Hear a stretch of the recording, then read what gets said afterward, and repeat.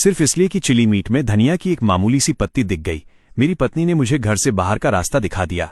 क्या उसे इतना भी नहीं पता था कि मेरा ऑनलाइन निकनेम नो कोरिएंडर, धनिया नहीं खाना है? ये कहते हुए उसने गुस्से में पूरी की पूरी डाइनिंग टेबल पलट दी। चारों तरफ कांच के टुकड़े और खाना बिखरा पड़ा था और बाहर बर्फीली हवाएं चल रही थीं। मैं आधी रात तक ठंड में ठिठुरता रहा। तभी मेरी बेटी ने दरवाजा खोला, लेकिन मुझे अंदर बुलाने के लिए नहीं, बल्कि बगीचे के बाहर बंधे कुत्ते को अंदर ले जाने के लिए।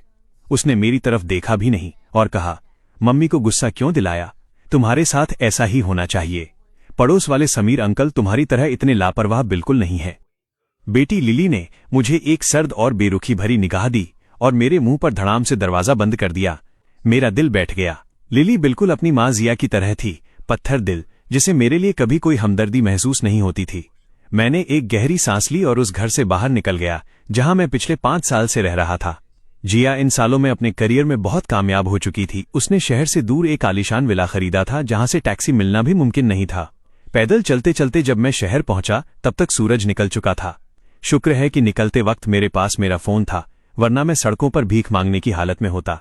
थकान और कमजोरी इतनी थी कि मैंने पास के एक सस्ते से होटल में कमरा लिया और बस गिर पड़ा। जब आंख खुली तो बाहर अंधेरा हो चुका था। गला कांटों की तरह चुभ रहा था और शरीर तप रहा था। मुझे तेज बुखार हो गया था। मैंने ऑनलाइन दवाई और एक चार्जर ऑर्डर किया। दवाई खाकर मैं फिर से बेहोशी की नींद सो गया। जब दोबारा नींद खुली तो तबीयत थोड़ी सुधरी थी, पर फोन बंद था। फोन ऑन करते ही जिया के मिस कॉल्स और मैसेजेस की जैसे सुनामी आ गई। बीच में लिली के भी कुछ कॉल्स थे। अभी मैं देख ही रहा था कि जिया का फोन फिर से बज उठा। मुझे पता था कि उस रात मामला सिर्फ धनिये का नहीं था, बल्कि वो मुझे मेरी औकात याद दिलाने का एक तरीका था। 3 दिन पहले मैंने जिया को उसके बचपन के दोस्त समीर के साथ रेस्टोरेंट में डिनर करते देखा था। घर आकर जब मैंने शादी को लीगल करने की बात की तो उसने साफ मना कर दिया और उल्टा मुझ पर चिल्लाने लगी।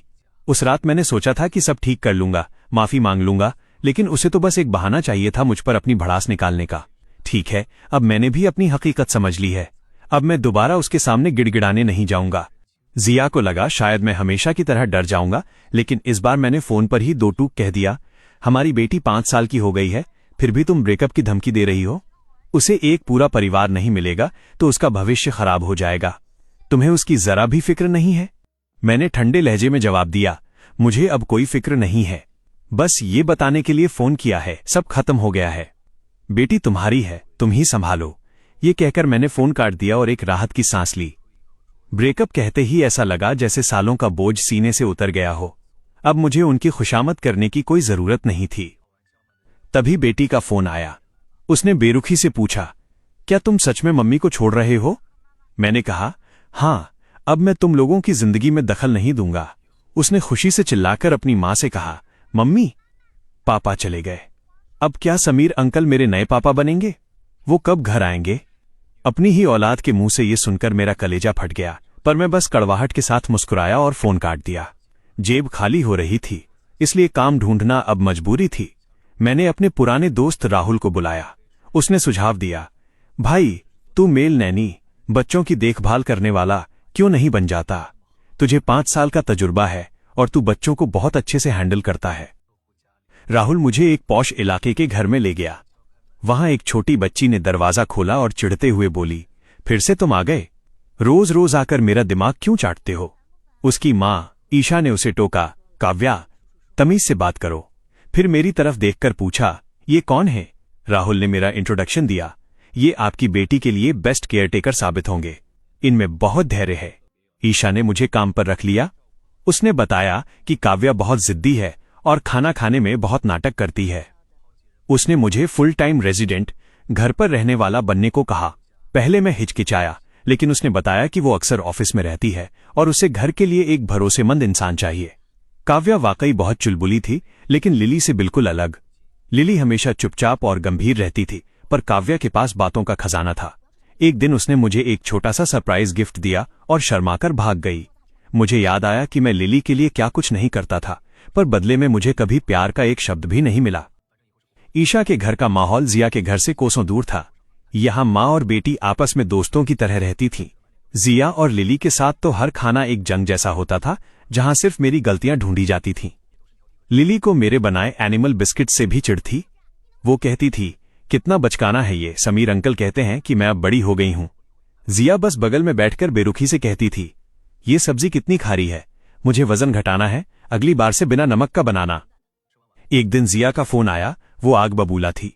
तुम हद पार कर रहे हो, चुपचाप घर वापस आओ, गीजर खराब पड़ा है, लिली को स्कूल से लेने कोई नहीं गया, तुम्हें जरा भी अंदाजा है कि मैं कितनी परेशान हूं। मैंने शांति से जवाब दिया, जिस रात तुमने मुझे ठंड में बाहर निकाला था उसी रात मेरा और तुम्हारा रिश्ता मर गया था। अब मुझे दोबारा फोन करने की हिमाकत मत करना। उसने पागलों की तरह मैसेज किए, तुम इतने निर्दयी कैसे हो सकते हो, अपनी बेटी को लावारिस छोड़ दिया, अगर अब नहीं आए तो मरते दम तक लिली का चेहरा नहीं देख पाओगे। पहले मैं ये धमकियां सुनकर कांप जाता था, पर अब मुझे रत्ती भर भी फर्क नहीं पड़ रहा था। जिया को लगा था कि मैं उसके पैरों में गिर जाऊंगा, लेकिन उसे क्या पता था कि उसने एक हीरा खो दिया है और अब मैं अपनी जिंदगी की नई शुरुआत कर चुका हूं, जहां मेरी कद्र है, जहां लोग धनिया होने या न होने पर घर से नहीं निकालते। अगले कुछ दिनों में एक स्कूल इवेंट के दौरान जिया से मेरा सामना हुआ। उसे उम्मीद नहीं थी कि मैं सबके सामने उसकी बेइज्जती करूंगा। वो वहां खड़ी बच्चों के बाहर आने का इंतजार कर रही थी। तभी काव्या अपना छोटा सा स्कूल बैग टांगे हुए दौड़ती हुई आई और सीधे मेरी गोद में आ गिरी।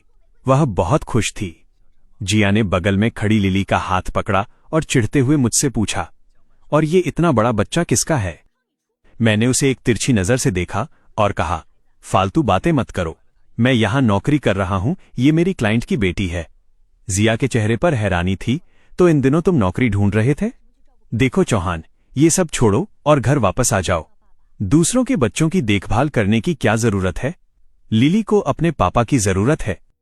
लिली ने मेरी तरफ देखकर एक हिकारत भरी आवाज निकाली। तभी काव्या ने मेरे गले में हाथ डाले और धीरे से पूछा, चौहान अंकल, क्या आप कहीं जा रहे हो? उसकी आवाज में एक डर था कि कहीं मैं उसे छोड़ न दूं। उसे देखकर मेरा दिल पसीज गया। मैंने जिया की तरफ मुड़कर साफ कह दिया, जिया, हमने कभी शादी रजिस्टर नहीं की थी, हमारा कोई कानूनी रिश्ता नहीं है। तुम्हारा बार बार मेरे पीछे पड़ना अब बहुत अजीब और बेमतलब लग रहा है। इतना कहकर मैं काव्या को लेकर वहां से निकल गया। शायद उस दिन मेरी बातों का असर हुआ, क्योंकि उसके बाद कुछ दिनों तक उन्होंने मुझे परेशान नहीं किया। कुछ दिनों बाद काव्या के किंडरगार्टन में पेरेंट चाइल्ड क्राफ्ट डे था। ईशा बहुत बिजी थी, तो उसने मुझसे वहां जाने की रिक्वेस्ट की और इसके लिए मुझे अलग से बोनस भी दिया। काव्या दरवाजे से झांकते हुए बड़ी उम्मीदों से मेरा इंतजार कर रही थी। जब मैं स्कूल पहुंचा तो लिली ने गेट पर ही मेरा रास्ता रोक लिया। उसने अपनी बाहें फैलाकर कहा, मैंने तुम्हें यहां नहीं बुलाया, आज मेरे साथ समीर अंकल आए हैं, तुम यहां से चले जाओ। टीचर ने हमारे लिए सिर्फ एक ही कुर्सी रखी है, अगर तुम आए तो समीर अंकल कहां बैठेंगे? उसकी बात खत्मी हुई थी कि समीर वहां पहुंच गया। उसने मेरी तरफ एक दिखावटी मुस्कान दी जिसकी आंखों में जीत की चमक थी। सॉरी चौहान भाई, जिया ने जिद की तो मुझे आना पड़ा। तभी काव्या क्लास से बाहर निकली और मुझे देखकर चहक उठी, अंकल, मुझे लगा आप नहीं आओगे, जल्दी अंदर चलिए। सच कहूं तो मैंने अपनी पूरी लाइफ में कभी ऐसे किसी फंक्शन में हिस्सा नहीं लिया था। लिली ने मुझे कभी नहीं बुलाया, शायद हमेशा समीर ही आता होगा, पर आज काव्या की वजह से मुझे जिंदगी का एक नया और खूबसूरत अनुभव मिल रहा था। मैंने और काव्या ने मिलकर एक शानदार 3D स्पंज बॉब बनाया। टीचर ने हमारी मेहनत की खूब तारीफ की, लेकिन तभी लिली तेजी से हमारे पास आई और उसने झटके से वो स्पंज बॉब छीन लिया। उसके छोटे से चेहरे पर गुस्सा भरा था। उसने चिल्लाकर कहा, ये मेरे पापा ने बनाया है तो ये मेरा है, तारीफ भी सिर्फ मेरी होनी चाहिए। काव्या बेचारी हक्की बक्की रह गई। समीर के चेहरे पर थोड़ी शर्मिंदगी आई और उसने लिली को रोकने की कोशिश की, पर लिली इतनी जिद्दी थी कि वो किसी की नहीं सुनती थी। टीचर भी हम सबको देखकर असहज हो गई। लिली बड़े घमंड से बोली, ये मेरे पापा का काम है, तुम सब मुझसे जलो। मैंने तुरंत उसके हाथ से स्पंज बॉब वापस लिया और काव्या को थमा दिया। फिर ठंडे और सख्त लहजे में कहा, लिली, आज मैं काव्या का पेरेंट बनकर यहां आया हूं। तुम्हारे पेरेंट समीर अंकल हैं और वो जो छोटी सी मछली वहां रखी है वो तुम्हारा काम है। लिली का गुस्सा 7वें आसमान पर पहुंच गया। उसने आव देखा नताव, काव्या के हाथ से फिर से वो स्पंज बॉब छीना, उसे जमीन पर फेंका और अपने जूतों से उसे बुरी तरह कुचल दिया। वो चीखी, तुम मेरे पापा हो, तुम्हारी हर चीज मेरी है, तुम्हारी हिम्मत कैसे हुई इसे कुछ देने की? बहुत हुआ। मैंने उसे झटके से पीछे धकेला और जमीन से उस कुचले हुए स्पंज बॉब को उठाया। क्या मैंने तुम्हें यही सिखाया है कि दूसरों को परेशान करो? लिली फटी आंखों से मुझे देखने लगी और फिर जोर जोर से रोने लगी। शायद उसे इस बात का झटका लगा था कि मैंने उसे पहली बार डांटा। पहले तो मैं उस पर अपनी आवाज तक ऊंची नहीं करता था, पर अब मुझे उसकी ये हरकतें सिर्फ चिड़चिड़ाहट दे रही थीं। ये बच्ची हद से ज्यादा बिगड़ चुकी थी। काव्या अपनी रुलाई रोकते हुए उस टूटे हुए खिलौने को देख रही थी। मैंने उसे धीरे से गले लगाया। सॉरी काव्या, ये मेरी वजह से हुआ। तभी काव्या ने अचानक आगे बढ़कर लिली को धक्का दे दिया। क्लास में अफरा तफरी मच गई। टीचर ने बाकी पेरेंट्स और बच्चों को बाहर भेज दिया और सिर्फ हमें ही रोका। दोनों बच्चे रो रहे थे। जब टीचर ने पूछा कि क्या हुआ तो मैंने सच सच सब बता दिया। समीर ने बगल से ताना मारा, अपनी सगी बेटी की तो कोई फिक्र नहीं, दूसरों के बच्चों के लिए बड़ा दिल धड़क रहा है आपका। मैंने पलटकर जवाब दिया, तुम भी तो दूसरों के घर में बाप बनने के लिए मरे जा रहे हो, तुम्हें क्या हक है मुझे बोलने का। समीर की बोलती बंद हो गई। मामला जैसे तैसे रफा दफा हुआ। काव्या ने मुझसे कहा कि हम ईशा को ये सब न बताएं वरना वो दुखी हो जाएंगी। मैंने उसे KFC ले जाकर खाना खिलाया और उसका मूड ठीक किया। घर पहुंचा तो देखा ईशा सोफे पर थकी हारी लेटी थी। हमें देखकर वो मुस्कुराई। काव्या को कमरे में भेजने के बाद उसने मुझे बताया कि काव्या का असली पिता उसे वापस लेने के लिए लौट आया है। मैंने हिचकिचाते हुए पूछा, तो क्या अब मुझे चले जाना चाहिए? नहीं, तुम मत जाओ, ईशा ने कहा। क्या तुम मुझसे दिखावे की शादी करोगे ताकि काव्या का पिता उसे हमसे छीन न सके? मैं थोड़ी देर के लिए रुका और फिर मान गया, ठीक है, पर इस काम के पैसे अलग से लगेंगे। ईशा ने राहत की सांस ली। फिक्र मत करो, पैसों की कमी नहीं होगी। तभी काव्या दौड़ती हुई आई और मेरी गोद में कूद गई। मम्मी, क्या आप और चौहान अंकल शादी कर रहे हो? क्या अब मैं इन्हें पापा बोल सकती हूँ? ईशा शर्मा गई और उसे चुप कराने लगी, पर मैंने काव्या को कसकर पकड़ लिया और कहा, हाँ बेटा, आज से तुम मुझे पापा बुला सकती हो। काव्या इतनी खुश हुई कि अंदर से एक छोटा सा बॉक्स ले आई और बड़ी गंभीरता से बोली, तो अब मम्मी का ख्याल रखना, वरना मैं पापा नहीं बुलाऊंगी। उसकी इस धमकी ने मेरा दिल जीत लिया। ईशा का पिछला पति एक नंबर का घटिया आदमी था जो काव्या को बेचने तक की कोशिश कर चुका था। मैंने ईशा के कंधे पर हाथ रखा। सब ठीक हो जाएगा, मैं काव्या का ख्याल रखूंगा। भावुक होकर ईशा ने मुझे गले लगा लिया, जिससे मेरी धड़कनें तेज हो गईं। अगले दिन ईशा ने ऑफिस से 2 घंटे की छुट्टी ली और हम दोनों ने शादी रजिस्टर कर ली। भले ही ये मेरा काम था, पर पहली बार लीगल पेपर्स पर साइन करके मुझे बहुत सुकून मिल रहा था। मैंने जश्न मनाने के लिए शानदार डिनर बनाया। जिया के समय में वो अक्सर मीटिंग्स का बहाना बनाकर गायब रहती थी, पर ईशा ठीक 8 बजे घर आ गई। हम तीनों ने साथ मिलकर खाना खाया, हंसे और मजाक किया। यही तो एक असली घर होता है जहां प्यार और कद्र हो। तभी जिया का फोन आया। मैंने कॉल काटा, पर वो बार बार करती रही। जब मैंने फोन उठाया तो जिया की घबराई हुई आवाज आई, चौहान, तुम फोन क्यों नहीं उठा रहे? लिली बीमार है, क्या तुम्हें पता है? घर वापस आओ, मैं अकेले नहीं संभाल सकती। क्या उसे बुखार है? मैंने पूछा।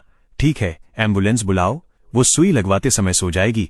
उस वक्त उसके लिए चीनी डालकर दलिया बना देना, फीका वो खाती नहीं है। पर मैं नहीं आ सकता। चौहान, तुम वापस क्यों नहीं आ सकते? अपनी बीमार बेटी के लिए इतना भी नहीं कर सकते? जिया चिल्लाई। जिया, मैंने आज ही शादी की है और मैं अपनी पत्नी के साथ हूं। मैं नहीं आ सकता, मैंने साफ कह दिया। शादी? तुमसे कौन शादी करेगा? जिया का घमंड अभी भी वही था। तभी लिली की आवाज फोन पर आई, पापा, क्या आप मुझे छोड़ दोगे? मैं लिली की बीमार होने वाली आवाज को अच्छी तरह जानता था। ये आवाज बीमार की नहीं, बल्कि नाटक करने वाली थी। जिया ने फिर से झूठ बोला था। मैंने बिना कुछ कहे फोन काट दिया। अगले दिन ईशा और मैं काव्या को लेकर बाहर जा रहे थे। जैसे ही दरवाजा खोला, सामने जिया और लिली खड़ी थीं। जिया बेहाल लग रही थी और लिली का सिर झुका हुआ था। हम तुम्हें घर ले जाने आए हैं, जिया ने धीमी आवाज में कहा। नहीं जिया, समीर को बुरा लगेगा। और अब मैं शादीशुदा हूं, मुझे परेशान मत करो, मैंने जवाब दिया। तो लिली का क्या? उसे बिना बाप के छोड़ दोगे? 5 साल तक तुमने शादी के लिए क्यों नहीं कहा? जिया ने पूछा। क्योंकि तुम समीर के लिए अपनी जिंदगी में जगह खाली रखना चाहती थी। अब वही लिली का बाप बनेगा, मैंने कहा। तभी लिली रोने लगी। पापा, मुझे समीर अंकल नहीं चाहिए। वो अच्छे नहीं हैं। वो मुझे आपके जैसा खाना नहीं खिलाते, वो सिर्फ इंस्टेंट नूडल्स देते हैं। मुझे आपके हाथ का खाना खाना है, प्लीज वापस चलो। जिया ने भी वही पुराना राग अलापा। चौहान, लिली तुम्हारी बेटी है, क्या तुम्हें तरस नहीं आता? एक वक्त था जब लिली मेरी पूरी दुनिया थी। मैं उसे हर चीज से बचाकर रखना चाहता था, पर मुझे क्या मिला? बेइज्जती और ठंडी रातें। मैं उनके लिए उस पालतू कुत्ते जैसा था जिसे वो जब चाहे दुत्कार सकें। तभी पीछे से ईशा की आवाज आई, चौहान, क्या तुम कार निकालने नहीं जा रहे थे? दरवाजे पर कौन है? अरे जिया जी, आप यहां कैसे? ईशा की बात सुनकर जिया का चेहरा सफेद पड़ गया। उसकी आंखों में यकीन और नफरत का मिला जुला भाव था। उसने फटी आंखों से ईशा को देखा और फिर मेरी तरफ मुड़कर चीखी, तो ये है वो औरत जिसके लिए तुमने मुझे और अपनी बेटी को छोड़ दिया? चौहान, क्या तुम सच में इतने गिर गए हो?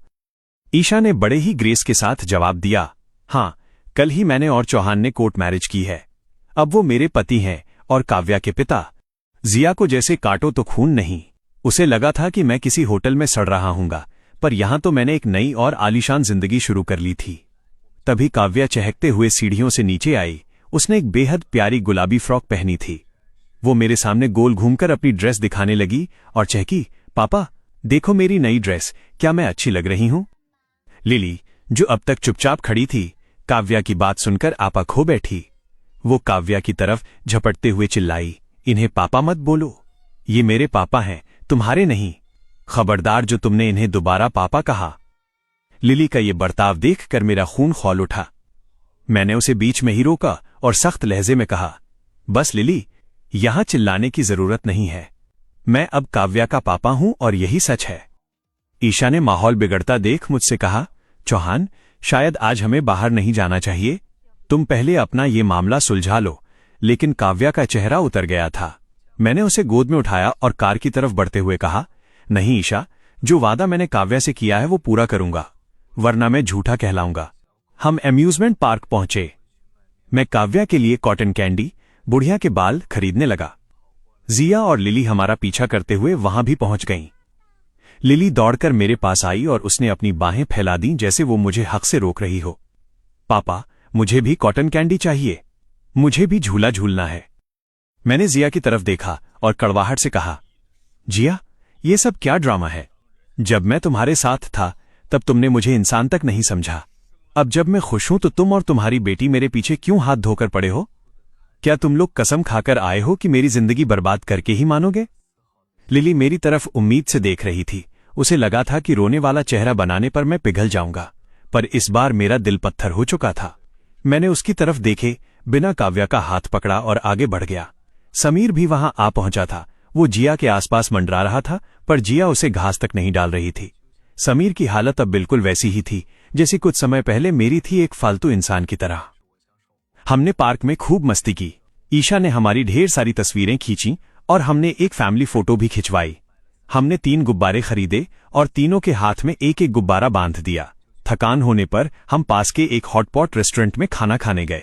जिया और समीर हमारे सामने वाली टेबल पर बैठ गए। लिली बार बार मेरी तरफ देख रही थी। शायद उसे लग रहा था कि मैं पहले की तरह उसके नखरे उठाऊंगा और उसे अपने हाथों से खाना खिलाऊंगा, पर मैंने जानबूझकर अपनी कुर्सी घुमा ली ताकि मुझे उनका चेहरा न दिखे।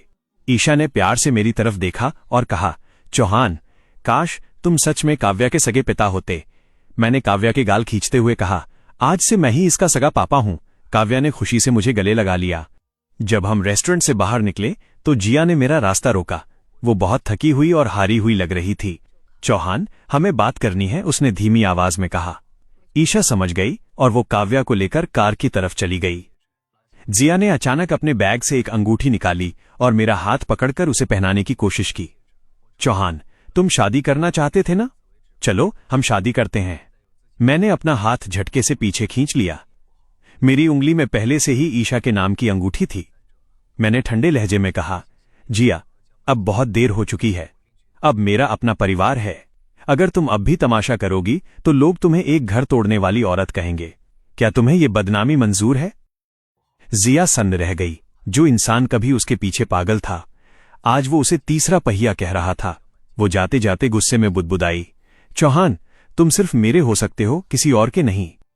मुझे लगा था कि वो हार मान लेगी, पर उसने जो किया उसकी कल्पना मैंने कभी नहीं की थी। कुछ दिनों बाद जब मैं काव्या को स्कूल से लेने गया तो वो वहां नहीं थी। तभी जिया का मैसेज आया, अगर अपनी नई बेटी को जिंदा देखना चाहते हो तो अभी ईशा को तलाक दो और मेरे पास वापस आओ। मेरा दिमाग सुन्न हो गया। लिली स्कूल से बाहर आई और खुशी खुशी मेरे पास आकर बोली, पापा, आप मुझे लेने आए हो? मैंने चिल्लाकर पूछा, काव्या कहाँ है? तुम तो उसके साथ ही क्लास में थी ना? लिली ने नजरें चुरा लीं। वो कुछ छुपा रही थी। मैंने बिना देर किए पुलिस को फोन किया और ईशा को भी खबर दी। स्कूल के सीसीटीवी फुटेज देखने पर पता चला कि लिली ही काव्या को बहला फुसलाकर पिछले दरवाजे तक ले गई थी, जहां एक नकाबपोश आदमी इंतजार कर रहा था। उस आदमी ने काव्या के मुंह में कुछ ठूंसा और उसे उठाकर ले गया। पुलिस और मैं पागलों की तरह उसे ढूंढने लगे। ईशा का रो रोकर बुरा हाल था। कई घंटों की मशक्कत के बाद पुलिस को एक सुराग मिला। हम शहर से दूर एक गांव के मुर्गी घर चिकन शेड पहुंचे। वहां का नजारा देखकर मेरी रूह कांप गई। नन्ही सी काव्या घास के ढेर पर बेसुध पड़ी थी। उसके रेशमी बालों में गंदगी और तिनके फंसे थे। ईशा चीखते हुए उसकी तरफ दौड़ी। पुलिस ने उस आदमी को पकड़ लिया था। वो कोई और नहीं, ईशा का वही घटिया पूर्व पति था। जिया ने उससे हाथ मिलाया था और लिली का इस्तेमाल करके काव्या को किडनैप करवाया था। मेरा गुस्सा 7वें आसमान पर था। मैंने पुलिस की परवाह किए बिना उस आदमी के पेट पर एक जोरदार लात जमाई। जानवर, तू अपनी ही बेटी को बेचने चला था। शुक्र है कि काव्या ठीक थी, उसे बस नींद की गोलियां दी गई थीं। पुलिस ने जब जांच की तो पूरा सच सामने आ गया। जिया ने बदला लेने के लिए ईशा के एक्स हस्बैंड को पैसे दिए थे और लिली को मोहरा बनाया था। सब कुछ साफ था। जिया की नफरत ने एक मासूम की जान जोखिम में डाल दी थी। अब उसे अपनी करनी का फल भुगतना ही था। ये लो, खाना खा लो। मैंने ईशा के सामने प्लेट रखी। खाना खाकर कंपनी के काम निपटाओ। काव्या की फिक्र छोड़ दो, उसे मैं संभाल लूंगा। तुम बस उन लोगों को सबक सिखाने पर ध्यान दो। ईशा की आंखों में अब आंसू नहीं बल्कि बदले की आग थी। उसने खामोशी से खाना खत्म किया, कपड़े बदले और अपना बैग उठाकर ऑफिस के लिए निकल गई। अगले आधे महीने तक ईशा पागलों की तरह काम में जुटी रही। वो उन सबको बर्बाद कर देना चाहती थी जिन्होंने उसकी बेटी की जान खतरे में डाली थी। मैं घर पर रहकर काव्या का ख्याल रख रहा था। वो अक्सर पूछती, पापा मैं स्कूल क्यों नहीं जा रही, मम्मी कहाँ है। मैं बस उसे गले लगाकर बात टाल देता। इसी बीच जिया का फोन आया। उसकी आवाज में अब वो पुराना घमंड नहीं था। वो गिड़गिड़ा रही थी। मैंने बिना एक शब्द बोले फोन काट दिया। जिस मां ने अपनी बेटी को किडनैपिंग की साजिश में शामिल किया, उसके लिए मेरे दिल में कोई जगह नहीं थी। एक हफ्ते के अंदर जिया का पूरा साम्राज्य ढह गया। ईशा ने जिया, उसके पूर्व पति और उस लापरवाह स्कूल पर केस कर दिया। जिया को जेल हो गई और उसकी कंपनी नीलाम हो गई। अब बची थी लिली। आखिर वो मेरी खून की बेटी थी। जिस दिन मैं उसे लेने गया वो मुझे देखकर चहक उठी। पापा, मुझे पता था आप आओगे। अब मैं फिर से आपके साथ रहूंगी। आज रात वही नूडल्स बनाना जो मुझे पसंद है प्लीज। उसने ऐसे कहा जैसे कुछ हुआ ही न हो। उसकी मासूमियत के पीछे छिपी वो चालाकी देखकर मुझे डर लगने लगा था। काव्या वाकई बहुत जिद्दी थी। मैंने दर्जनों नैनी बदली पर कोई टिक नहीं पाया। फिर राहुल ने चौहान से मिलवाया। चौहान ने जिस तरह काव्या का दिल जीता, मैं हैरान रह गई। मेरा घर, जो पहले सिर्फ एक ईंट पत्थर का मकान था, अब घर लगने लगा था। जब भी मैं ऑफिस से थक कर लौटती, खिड़की से जलती हुई एक मध्यम रोशनी और किचन से आती खाने की खुशबू मेरा सारा तनाव सोख लेती। सच कहूं तो कौन ऐसा मर्द नहीं चाहेगा जो घर को स्वर्ग बना दे। मुझे चौहान से प्यार होने लगा था, पर मैं उसे खोना नहीं चाहती थी। इसलिए मैंने शादी का नाटक रचा ताकि उसे कानूनी तौर पर अपने पास रख सकूं। मुझे पता था कि चौहान को पैसों की जरूरत है, इसलिए मैंने उसे इतनी ऊंची सैलरी दी कि कोई और उसे मुझसे छीन न सके। काव्या के गायब होने की खबर ने मुझे तोड़ दिया था, पर चौहान मेरा सहारा बना। जब जिया जेल गई तो मैंने चौहान से लिली के बारे में पूछा। उसने कहा कि उसने लिली के लिए एक अलग नैनी का इंतजाम कर दिया है और वो उससे मिलने जाता रहेगा, पर उसे हमारे घर कभी नहीं लाएगा। चौहान अपनी जिम्मेदारी समझता था, पर वो फिर से उस पुराने जहर को अपनी नई जिंदगी में नहीं घोलना चाहता था। चौहान के जाते ही जिया का बर्ताव समीर के प्रति बदल गया था। जिया चिड़चिड़ी हो गई थी और लिली तो उसे घास तक नहीं डालती थी। फिर भी अमीर बनने के लालच में समीर उनके साथ रहने लगा। तब उसे समझ आया कि चौहान किस नर्क में जी रहा था। माँ बेटी की फरमाइशें, घर का सारा काम, ऊपर से उनकी बदतमीजियां, समीर का दम घुटने लगा। जिया उस पर चिल्लाती, समीर तुम किसी काम के नहीं हो। चौहान होता तो ये कभी नहीं होने देता। तुमने मुझे रेड ड्रेस के साथ ये जूते पहना दिए। मेरी बेइज्जती कराना चाहते हो। लिली भी पीछे नहीं रहती। समीर अंकल, मेरा होमवर्क कहाँ है? मुझे चोटी बनानी नहीं आती आपको? पापा कितनी अच्छी चोटी बनाते थे, आपने तो मुझे भूतनी बना दिया। समीर को अपनी गलती का एहसास हुआ कि उसने जिया के पीछे पड़कर अपनी शांति खो दी थी। जैसे ही जिया को जेल हुई, वो एक पल भी वहां नहीं रुका और वहां से दुम दबाकर भाग गया। अब चौहान अपनी नई जिंदगी में खुश था और जिया, समीर जैसे लोग अपनी ही नफरत की आग में जलकर राख हो चुके थे।